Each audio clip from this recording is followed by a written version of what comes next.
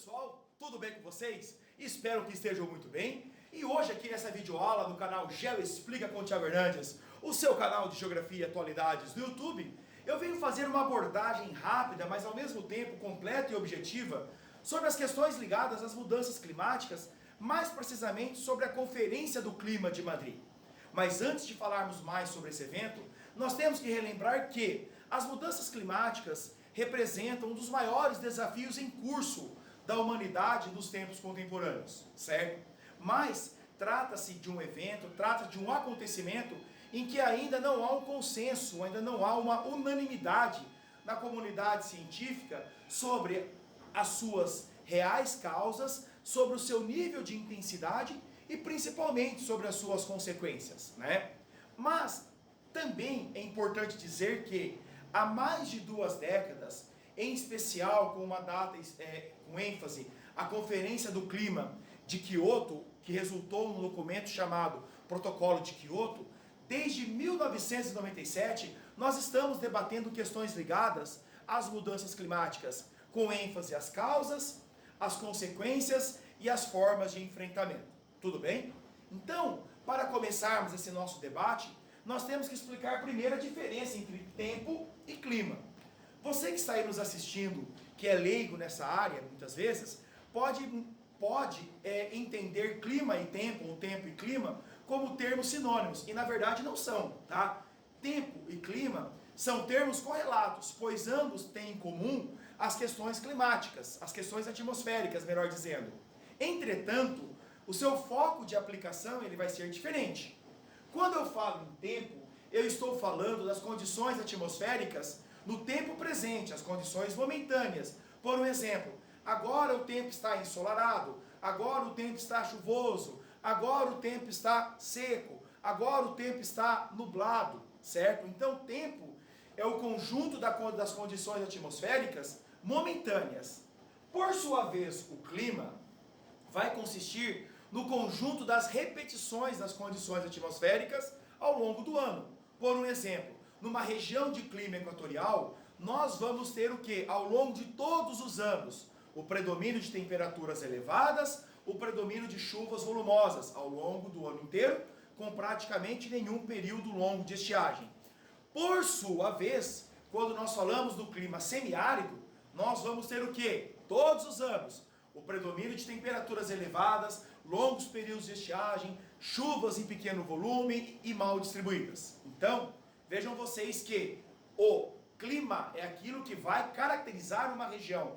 É o conjunto das repetições ao longo do tempo, ou seja, ao longo dos anos. Ok?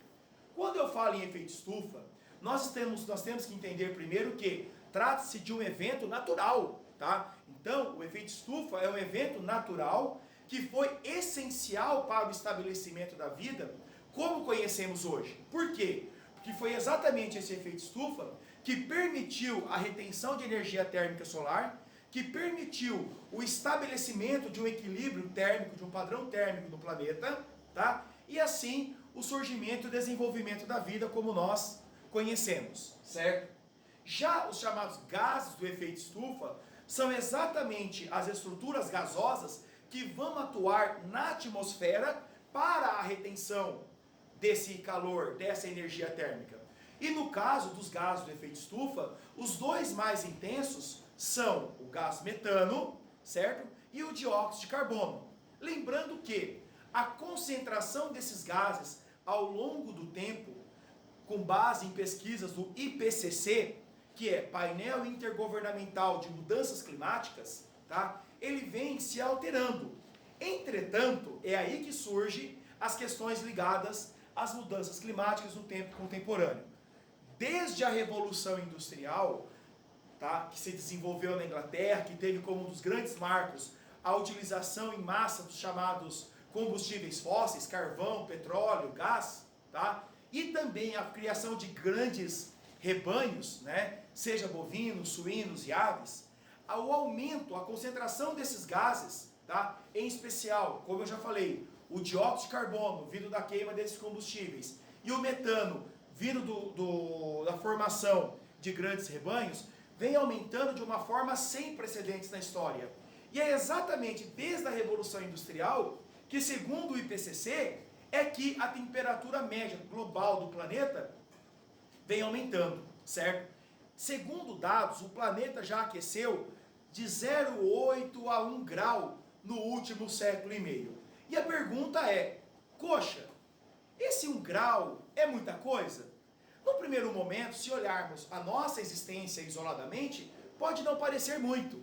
E por quê? Porque nós humanos temos uma capacidade de adaptabilidade muito maior do que outras espécies. Mas para a maioria das espécies animais e vegetais, 1 grau representa o limiar de perpetuação, representa o limiar de extinção, ou pode representar o limiar de uma reprodução de uma forma desordenada, criando aquilo que nós chamamos de pragas, certo? Ou reprodução desordenada, certo? Então, com esse 1 grau, tá? Nós estamos tendo já algumas evidências de mudanças dos padrões climáticos. E quais padrões eu estou falando? Então nós estamos tendo, além do aumento da temperatura, mudanças na distribuição das chuvas, longos períodos de estiagem, intensidade cada vez maiores de eventos como tormentas, como tornados e assim por diante, tá? E tudo isso vem trazendo inúmeras repercussões, que eu vou comentar daqui a pouco. Mas vale a pena destacar que a temperatura do planeta sempre alterou, certo? Tivemos períodos mais quentes e tivemos períodos mais frios. Mas o detalhe é que essas mudanças se davam ao longo de milhares ou até mesmo milhões de anos, tá? E desde a Revolução Industrial, essas mudanças se resumiram a um período de 1 século e meio, 2, tá? Então é por isso que muita gente da comunidade científica, para ser honesto, a ampla maioria da comunidade científica, diz que as mudanças climáticas em um tempo contemporâneo têm uma ação direta do papel humano, tá? Então, quando nós falamos então em mudanças climáticas, nós estamos falando basicamente não só do aumento da temperatura, mas de uma mudança do padrão, de uma mudança da dinâmica atmosférica ao longo da superfície terrestre. Porque este é um evento que não tem fronteira, tá? Então esse evento atmosférico não vai respeitar a fronteira só no país A ou só no país B. É um evento que vai repercutir na vida em todo o planeta, em todos os países, em todos os lugares, seja nas terras emersas e nas terras submersas, tá? E é exatamente nesse sentido que a ONU estabelece que, ou acabou estabelecendo que, o consumo de combustíveis fósseis, as queimadas, a formação de grandes rebanhos, que resulta na emissão de muito gás metano, tudo isso junto está contribuindo diretamente para a maior concentração dos gases de efeito estufa na atmosfera e, consequentemente, das mudanças climáticas, ok? E desta forma, temos que entender quais são as consequências.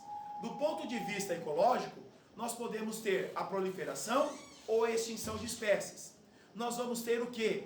O aumento do nível dos oceanos por conta do derretimento das calotas polares, certo? Nós, do ponto de vista ecológico, vamos ter também, tá? Corremos um sério risco de extinções em massa, tá? Por quê? Porque a maioria das espécies animais e vegetais são muito sensíveis a essas mudanças climáticas. Logo, poderão ocorrer o quê? Extinções em massa por conta da nossa ação.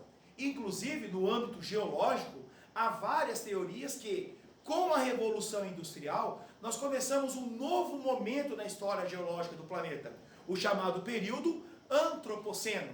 Momento este que tem o homem como grande agente, como a grande força modeladora e transformadora, não só da estrutura sólida do planeta, mas de toda a biosfera, compreendendo a atmosfera, a hidrosfera e a parte sólida do planeta. Tudo bem? Vamos lá então. E do ponto de vista social e econômico? Então nós temos desafios também.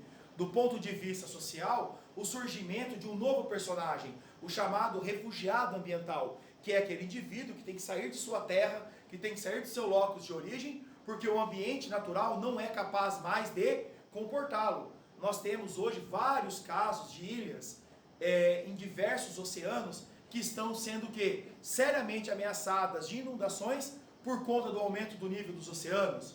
Em várias partes do mundo, o avanço dos desertos provocando o quê? Também o deslocamento populacional. E tudo isso vai implicar em conflitos militares. Não tenho dúvidas disso, tá? Do ponto de vista econômico, com toda certeza, a redução de produção agrícola, tá? Por desdobramento, redução da oferta global de alimentos, aumento dos preços e, óbvio, que as populações mais pobres vão ser aquelas que, primeiramente e mais intensamente, vão sentir o quê? Os efeitos dessas mudanças, né? Os efeitos, os desdobramentos dessas alterações. E como os desafios e as projeções que nós temos, na verdade isso vai depender muito de quem? De uma somatória, de uma sinergia de agentes.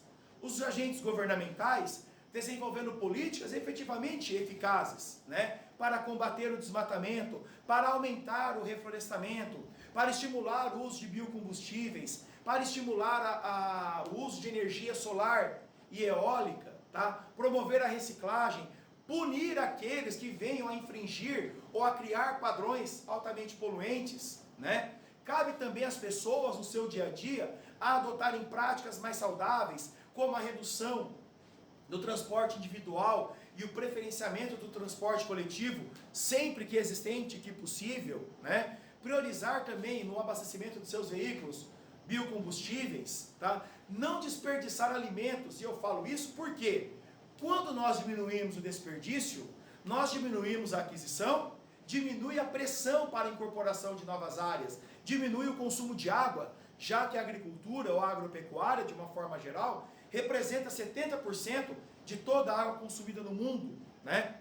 Então, cabe a cada um de nós, né, mudarmos nossas práticas para que as projeções, que não são muito animadoras, né, ou seja, a projeção é que a temperatura do planeta continue aumentando e nós já estamos no limiar, nós já estamos no limite de tolerância do planeta, tá? Que é até 2 graus ao final desse século 21, e se a temperatura aumentar mais do que isso, vamos chegar a um ponto irreversível.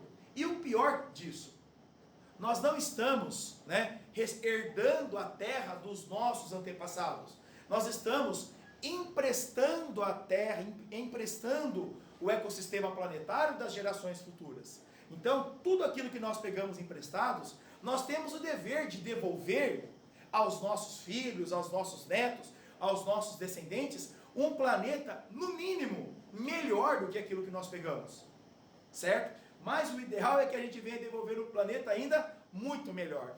E para isso não precisam coisas mirabolantes, basta fazer o certo.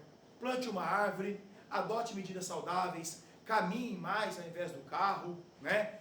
Combata o desperdício de alimentos, coisas que você, que eu, que nós, se somarmos cada um a sua parcela efetiva de colaboração, com toda certeza vamos desenhar um futuro melhor.